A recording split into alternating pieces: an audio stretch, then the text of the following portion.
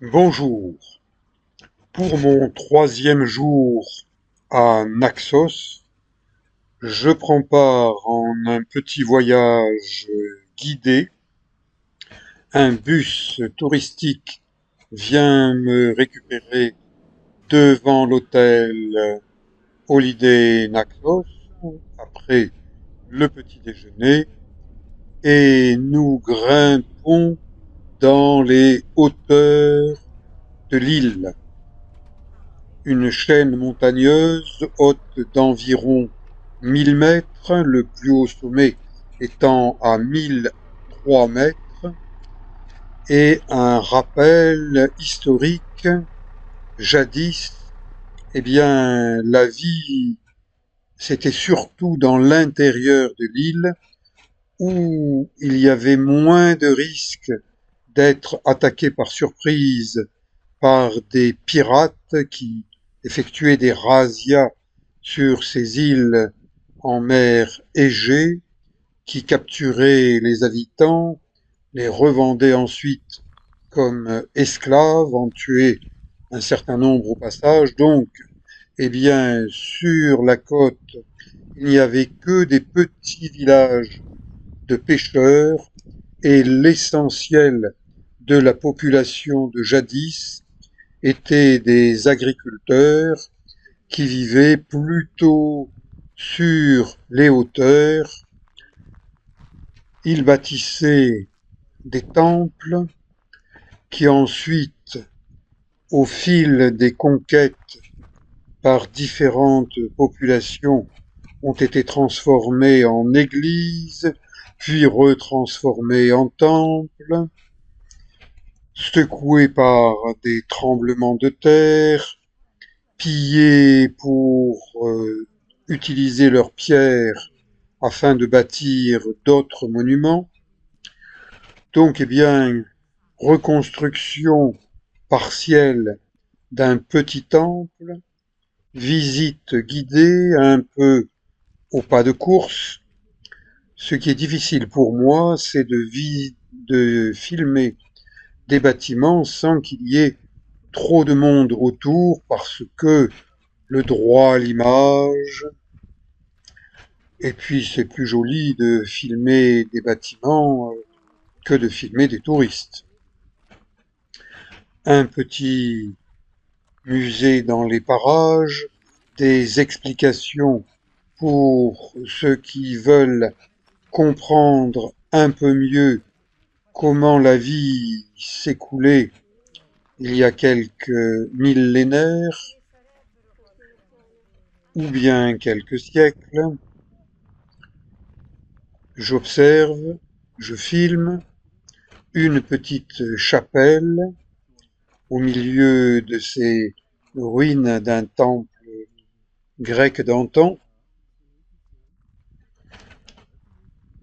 On a à peine le temps de lire des informations que déjà le groupe, avec une guide polyglotte, eh bien, se déplace un peu plus loin. Un petit musée qui permet de comprendre un petit peu mieux, vestiges de statues. Quelquefois, vous voyez, on n'a pas trouvé grand-chose, mais on essaye de donner une idée de ce que pouvaient être les statues d'avant, l'architecture, l'architecture d'antan. Eh bien, les touristes, eh bien, ça se cultive, visite, là encore, un peu rapide. Ça fait partie du jeu. Il faut arriver à avoir un certain nombre de choses dans un minimum de temps. Des croix, lieux de prière. Les temples étaient avant tout des lieux de prière. Aujourd'hui, ce sont des lieux de tourisme. Le tourisme étant une activité très importante pour la Grèce, notamment pour ses îles. Il se développe beaucoup depuis une vingtaine d'années. Donc les vieilles pierres en Grèce, comme ailleurs, eh bien ça vaut de l'or. Végétation méditerranéenne, beaucoup d'oliviers. Vous savez que les oliviers, ça vit plusieurs centaines d'années. Donc les grands oliviers ont été plantés par les ancêtres des ancêtres des ancêtres des habitants actuels. Et aujourd'hui, eh bien, on visite sur des petites routes étroites avec de grands bus, avec des chauffeurs spécialisés, expérimentés, et un peu plus loin, un village. Je filme une vieille treille. Elle me semble en mauvais état et pourtant, eh bien, la végétation grimpe le long des bâtiments, la vigne, le vin et côte, côte, côte, côte, les poules et leurs coqs sont en sécurité derrière du grillage, mais on sent bien que cette vie rurale est une vie de labeur au champ. Ça n'est pas un endroit où il y a des habitations de riches, des chèvres. En ce mois d'octobre, avec quelques nuages, eh bien, peut-être que la pluie va enfin tomber, elle est nécessaire. J'essaye de me diriger vers une petite chapelle, église, mais ça ne fait pas partie du programme, donc je n'ai pas le temps d'atteindre ce petit bâtiment. En chemin, eh bien, je filme et je rejoins le groupe des touristes qui visitent une poterie, fabrique de céramique, de terre cuite, la vigne omniprésente et le travail de la terre, des différentes terres transformées aujourd'hui en souvenirs. Ça permet aux locaux, eh bien, de mettre du beurre dans les épinards, couleurs vives, harmonie des couleurs. Il y a de quoi faire ses courses pour des souvenirs, des cadeaux, ou simplement pour soi-même, pour la maison, des petits poissons, poissons à bosse, poissons qui viennent d'ailleurs. J'ai aperçu lors de mes séquences de nage autour de Naxos des poissons que j'ai vus dans les îles Canaries et pourtant l'océan Atlantique, la mer Égée, ça n'est pas la porte à côté. Et vous voyez l'omniprésence des poissons dans ces motifs de décoration, sur ces faïences, ces petits souvenirs.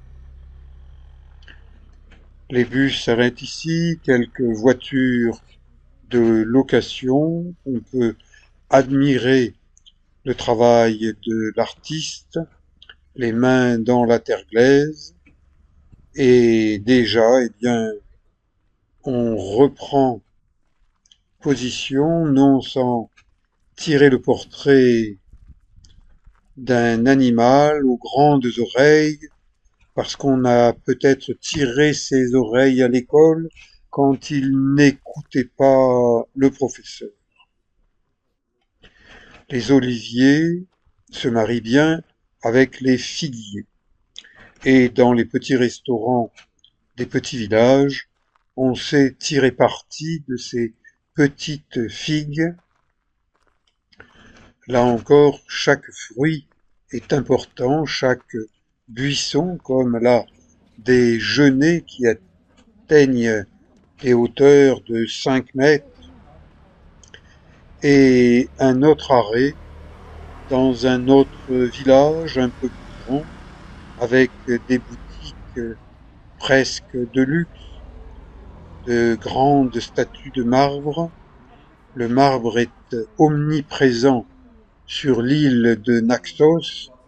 Il a fortement influencé la sculpture, les différentes formes de sculpture, et dans ce petit village, une distillerie datant d'un autre siècle, où des affiches font la promotion de l'alcool en écrivant économisons l'eau, buvons de l'alcool, du vin, des alcools forts. Visite là aussi rapide de la distillerie d'un autre temps où chacun buvait un petit verre, mais ça se prolonge aujourd'hui parce que dans le prix d'entrée de la distillerie, eh bien, vous avez une dégustation d'un alcool et bien sûr, vous pouvez acheter une petite ou grande bouteille. Présence de la végétation à l'intérieur des habitations, ça permet de faire tampon avec les fortes chaleurs, d'avoir un peu de fraîcheur, d'avoir des bonnes odeurs de fleurs à l'intérieur de ces habitations. Vous constatez que les ruelles sont plutôt serrées, ce qui permet de préserver la fraîcheur apportée par l'ombre des habitations et l'utilisation du bois dans ces anciennes habitations aux murs de pierre sèche, présence des oliviers, des champs d'oliviers. Les olives en Grèce, eh bien, ça fait partie de la richesse nationale, ça fait partie de la cuisine nationale à l'huile d'olive. L'huile d'olive, eh ben, c'est bon au goût, c'est bon pour les artères, c'est bon pour le cœur. Visite de bâtiments, la partie qui est ouverte donne envie d'aller plus loin, mais toutes les chapelles ne sont pas ouvertes aux touristes. Grands arbres odorants, les eucalyptus. Les eucalyptus, eh bien, l'odeur forte des feuilles permet de lutter de manière naturelle et efficace contre les moustiques. Parce qu'en certains secteurs de l'île, il y a des zones marécageuses, donc présence de moustiques. Architecture particulière dans ce secteur de l'île de Naxos. Un panneau indique l'église Saint-Georges, byzantine, à 4 minutes de marche. J'accélère un peu le pas. Je constate que certaines plantes de la famille des euphorbes sont des plantes toxiques. Et là, eh bien, ce sont de très grands eucalyptus, eh bien, qui se sont développés parce qu'ils ont poussé sur les berges d'un petit ruisseau. Donc, lorsqu'il y a des pluies, l'eau s'infiltre en profondeur, on entend parler de nappes phréatiques, et la petite église byzantine Saint-Georges est fermée, mais elle m'a permis de vous emmener jusque-là, et je vais reprendre le bus, aller plus loin, vous montrer dans une prochaine vidéo d'autres secteurs de cette île Naxos, la plus grande des îles Cyclades en Grèce. Merci et à bientôt pour une autre visite.